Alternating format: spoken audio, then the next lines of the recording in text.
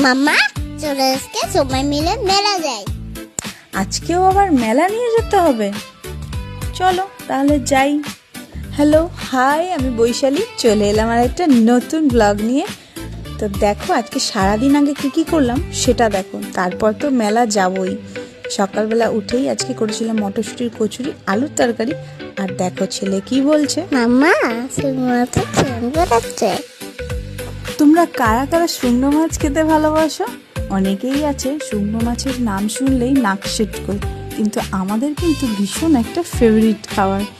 আর তার সাথে করেছিলাম সর্ষে ইলিশ, নারকেল ফাটিয়ে নারকেলটা কুড়িয়ে তার দুধবার করে করলাম সর্ষে ইলিশ।